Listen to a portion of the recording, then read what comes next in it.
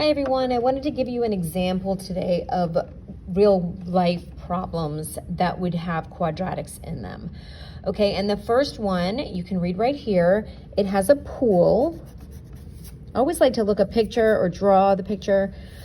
We have a pool and it's a rectangular pool and it has this deck around it. And it says, write a quadratic function to represent the area of the pool and the deck combined. So my answer is going to have both the pool and the deck. Okay? And so let me think about, it's a rectangular pool. It looks like the distance from the pool, from this edge of the pool to this edge of the pool is 2x. The distance of this edge to this edge is x. And then we have this 4 feet width of the deck that goes all the way around, okay? And it wants to know the area of this entire thing, the pool and the deck combined. Okay, and so to do that, I have to multiply length times width. So I know that formula, and kids mess up a little bit on this part right here. The length of this entire piece right here, because that includes the pool and the deck, is going to be, this part is 2x, and then I have to add this little bit here, which is 4, and I have to add a 4 here. So I have 4 feet on both sides. That's not 14, that's 4. Okay, so that's plus 8. Now, the width I have this x here, but then I also have 4 feet here and 4 feet here. So I have x plus 8. All right, go ahead and FOIL that out. You know, 2x times x, 2x times 8, 8 times x, and 8 times 8. And then I'm going to combine my like terms. So this is the area of the entire pool and deck combined. Now the next question says, what if the width is 15? So this might be like a pool designer and he's going to your property and he's saying, I can make you a pool and this deck, and what kind, you know, what square footage is it going to take up? Well, what if the people want the volume, or not the volume, the width to be 15? We're going to plug this in and figure out what area is the entire pool and deck combined. And all I have to do is plug this 15 into x, because it says the width is going to be 15. Okay, so I have 2, and instead of writing x, I'm going to write 15.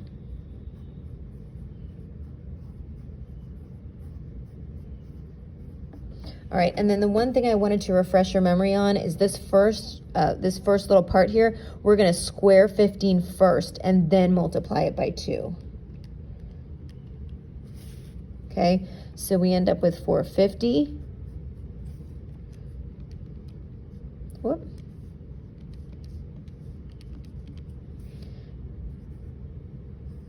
$360. Double check that real quick.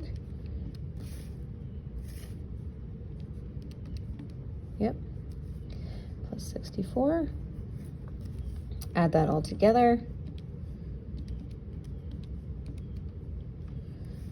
And I get 874 square feet. So that's how much area I'm gonna take up for the entire pool and the deck. Okay. Another common problem is talking about vertical motion. So this is when, if you look at this example here, and I'll read through it, but this is a formula, nothing you have to memorize. I think this would be given to you. I would give it to you if I gave you a test, but you do have to know how to use it, okay? So this, and I'm gonna read this part. It says that h stands for the height of the object. So that's what we're constantly solving for. T is going to stand for the time. So where is the object after 1 second? Where is the object after 2 seconds? This is going to tell us how high up the object is.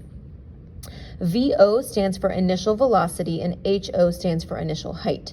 Okay, so I'm going to end up, when I look at this formula, I'm going to be plugging in different time values into the T.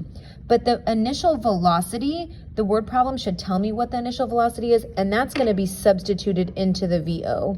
And the initial height is going to be substituted into the HO. Okay? So let's look at the problem. I drew a little picture here. It's beautiful. A diver jumps off of a platform. So here's this platform he's on, 30 feet up, at an initial velocity of 16 feet per second. So he has a velocity of 16 feet per second. So he doesn't just fall off of this thing. He does a little jump and then he dives in, okay? We're gonna write the function. Now they give us this, which is great. We just have to plug in the information, all right?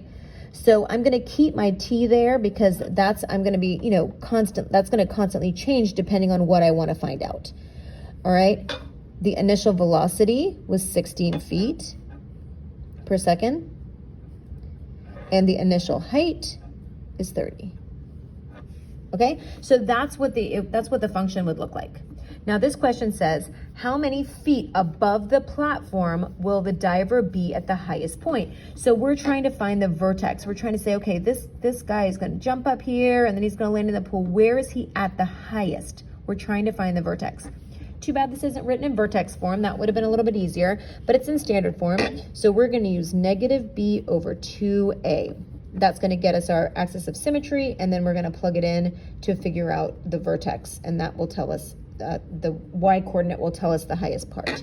Okay, so let's start filling this in. So negative b, so b is right here, 16. So I put negative 16 over 2 times a. A is negative 16. Well, I'm a big cross-canceling fan, so I would cross-cancel those negative 16s out and get 1/2. If you're not a big cross-canceling person, you would multiply 2 times negative 16 and then simplify, but you should end up with the same thing, okay? So what this is basically saying, that's my time. That's my x value, which is my t in this word problem. So that means he is going to reach the vertex in 1/2 second. He jumps, 1/2 second later, he's at his highest point. Okay, now I have to plug that in. I'm going to plug this in to this equation and find out how high he is at that point, because that's really the question. Okay, so I'm going to have negative 16 times 1/2 squared plus 16 times 1/2 plus 30. Okay, I'm going to use my calculator here. 1/2 squared times 16 negative, so I have negative 4. I know 1/2 of 16 is 8 plus 30, so that's going to get me 34 feet. So what does that mean? That means at 34 feet, that's the highest he's going to be. He's jumping in 1/2 second, he's going to reach there, and he is going to be 34 feet above the water, above the ground. Okay? Now, assuming that the water is all the way filled up, I guess I should have said. Now, let's go back to the question, because we got to go back to see what they're actually asking us. How many feet above the platform will the diver be at the highest point? Well, we know he's going to be 34 feet in the air, but he's certainly not going to jump 34 feet. So he is only actually going to be 4 feet above the platform. Now, I love this formula because you can basically find out where is he going to be after 1 second, where is he going to be after 2 seconds. Eventually, he'll be in the water. So if you get negative numbers, you know he's already been in the water. But that's what's really nice about this formula. You can kind of see, where is he here, where is he here, where is he here. Okay, the next thing I wanted to show you is talking about making sure, just kind of checking actual data with what we predict is going to happen. So in this word problem that I kind of just abbreviated stuff for you, it says that tickets to this kid's school, tickets every year have gone up by $1. So the first year it was $5 for a ticket, and they made $745. That's what actually happened. So when they, counted up their money after the show, that's how much money they actually made. The next day they raised the price by $1, and it's now $6, and that was the actual revenue they made. Then it's $7, that was the actual revenue. Now in this equation, it does tell you that X is the amount of increase, which is really important because I just did this and I was using the ticket price. So X is the increase, and that's information that they did tell you, okay? So we wanna find out what, if we use this formula, basically they're saying the price went up by $1. This is the new ticket price. This was the actual revenue. And they are predicting that if they use this formula, they can find out the new amount of revenue depending on the increase. All right, so I'm gonna start off by showing how I figure this out, and then I'm just gonna fill some of them in. So if I plug 0 into this equation, right, I'm gonna end up getting 750, and I can pretty much do that in my head because 0 squared is 0 times -7 is 0, so that's gonna get me 0, that's gonna get me 0, that's gonna get me 750. All right, so if I use this formula, this is not what actually happened. If I use this formula, I can predict that they should have made 750, okay? Then I'm gonna plug a 1 in. All right, well, 1 squared is 1, so I have -7 here. 90 plus 750, so 750 plus 90 minus 7 gets me 833. Okay, now I'm gonna plug a 2 in. Okay, so what I wanted to show you here is you have to remember to square first. So 2 squared times -7 is -28.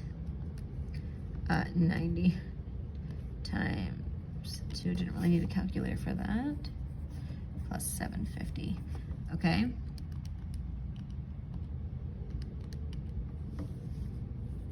So I'm getting these numbers here.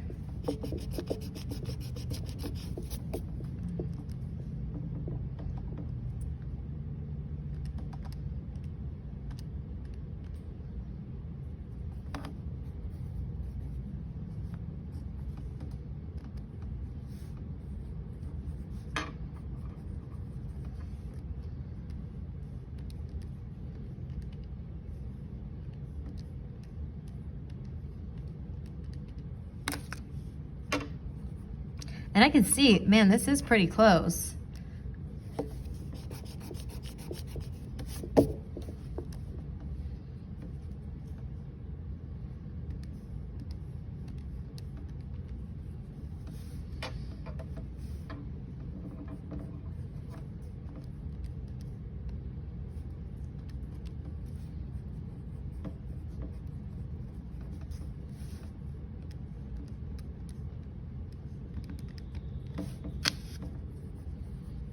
Okay, so that is my table of values. And so this is what, if I use this formula, this is what would have happened.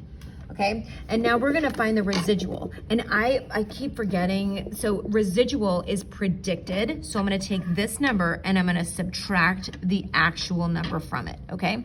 Predicted minus actual. And since I have 998 in my calculator, I'm just gonna subtract the bottom one. Okay, so that gets me -10. I'm basically taking predicted, subtracting actual.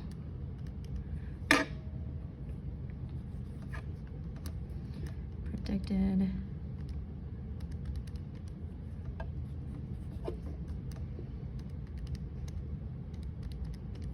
Oh.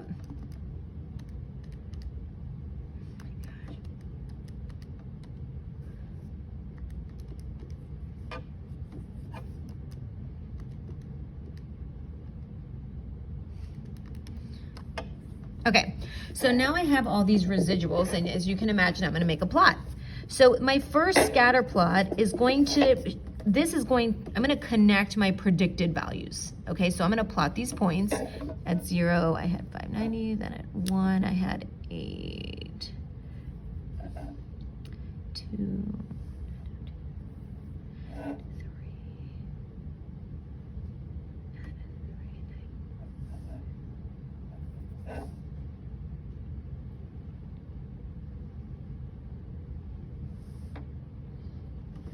I know this does not look beautiful. Yeah, but it is actually supposed to look a little like this. And I have graph paper, so, and then what I'm gonna do is to do my actual, I'm gonna plot these points. Okay, that's a little bit lower. This one's a little bit lower again. Oh, nope, this is a little bit higher.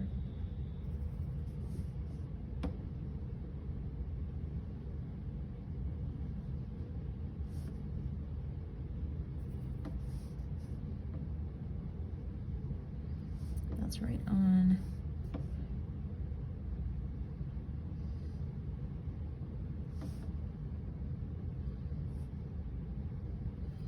Okay, so you can see, according to this data, that these points are pretty darn close to the predicted value, and this one's underneath. So if you look here, it's almost easier to see that these are pretty close, right? So you would probably, it looks like it's fitting. So if we make a residual plot, what that's gonna look like, and I put these quite far apart, what that's gonna look like is at 0, all right, I'm gonna plot this 5. Oops, I should have put it on the 0, sorry. All right, at 1, it's -12. At 2, it's -8. At 3, it's 0, and then it's -10. So you can see that this data falls on both sides of the line. And so that's a good sign. It's scattered, I don't see a pattern. All of those things are showing me that that is a good line of best fit. That equation is pretty good, okay? All right, that's about it for today. We'll talk more tomorrow.